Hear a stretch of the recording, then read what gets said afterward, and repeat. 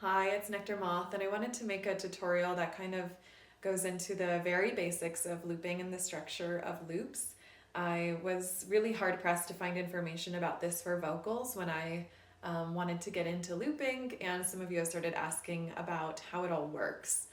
So I thought I would just show you some of what I know and try to keep it really simple.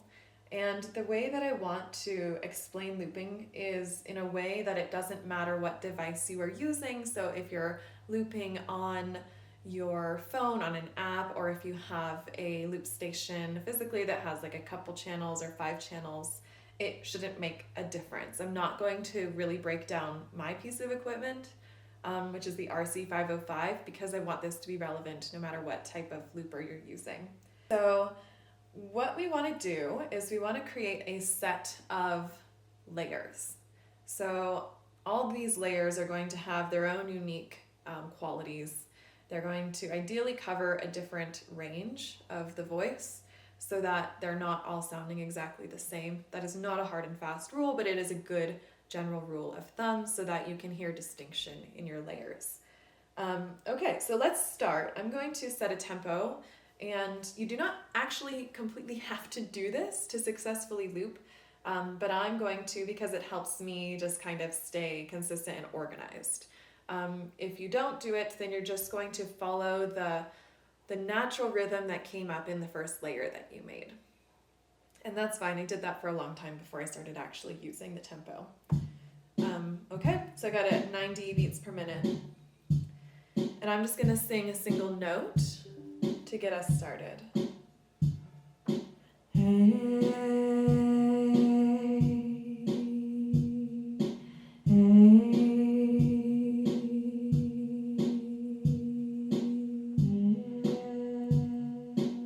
going to turn off my tempo because now my first layer is in place and it's actually able to track time for me because it followed that tempo, and so it's now something I can rely on. Now, anything else I layer in can't really be longer than this without overdubbing itself. Okay, so this is how long it is. I sang 4 measures. You usually have the ability to sing up to 30 seconds for your bass layer. So now let's add something on top. Let's make a harmony. I'm just going to sing an interval. I'm going to sing one note, keep it simple.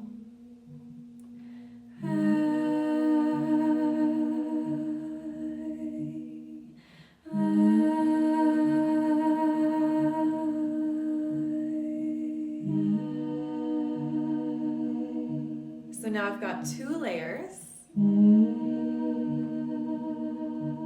And in my case, on my station, they're on separate tracks. So I can take one out, or I can take the other out, or both out, because I have that control. But if you have a station that only has one channel, then think of it more like they're stacked on top of each other and they live together.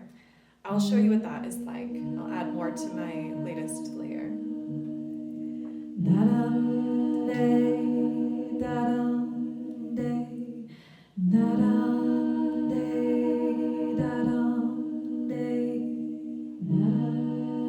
So if I want, I can take out the first layer that I put in, and I've got these 2 going, but I've got those 2 layers. If I take the channel out, I have lost both of them because they live together, they're buddies, they're besties, they are going to stick together for the rest of the song. There's a really big advantage to putting layers together, and that is if you're on like, if you have a multiple track station, you will save more space for other harmonies, so you can do more. But there's a major disadvantage, which is that you don't have the control. So if you ever want to take out one of those pieces, you would be taking out the other, so you have to kind of plan for that now. Let's not go there because that's starting to get a little more complicated, and you don't really have to worry about that when you're just figuring out basic layering. And so what's really nice, I think, about looping is that it kind of carries you. It's kind of like invites you in. I always find my voice just, it's like, I know what's next, and it just leaps in. Not always, but often, because they get really inspired by what's here. So I'm gonna listen for what kind of just sounds good, and I'm gonna going to try to put that in next.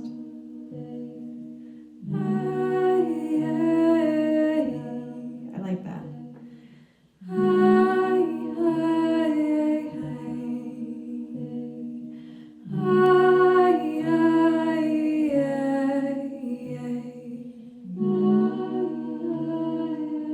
So you'll notice that I changed the second part of that layer, and I did that strategically. So what I wanted to do, let's play it. I wanted to know when the end of my last measure was, because my other layers, they're just the same measure 4 times. So if there's a little bit of a change at the end of the layer, then I have a auditory cue that's the actual beginning of the phrase.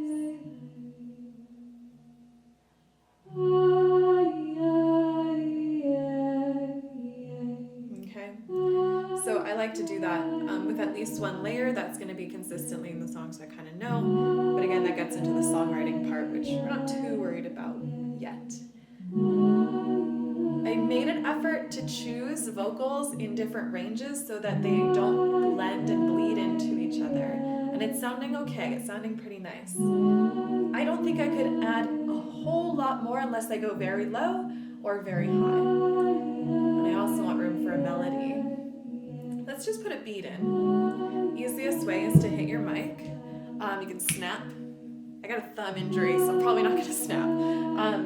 And if you can beatbox, that's a wonderful way to add some rhythm in.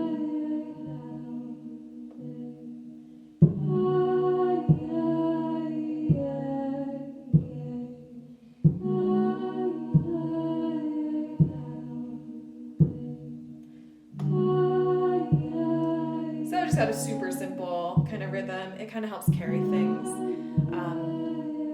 And I didn't want to have the built-in rhythm because it just sounds so canned. Okay, so now it's very simple.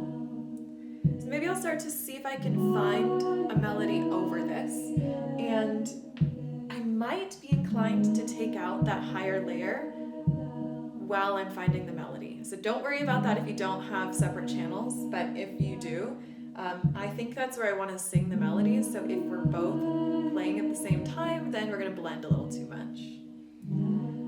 That might actually be the start of my melody. So you never know when we're looping, we're finding out. Let's play.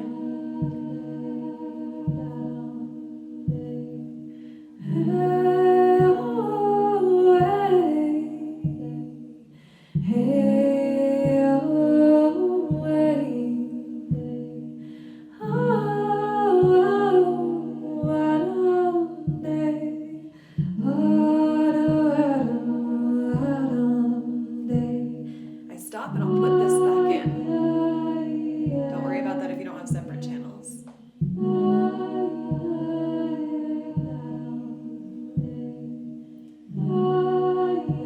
If I get inspired, I might add one more. I might keep adding as I feel more stuff coming through.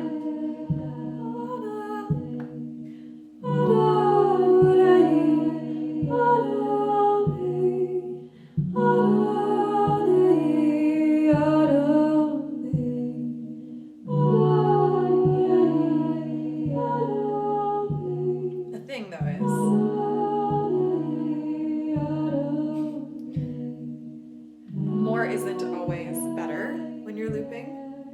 You kind of have to feel for it. So I didn't love that after I put it in. I'm like, I don't know, it really adds. Plus it could just come in the melody, so just take that out.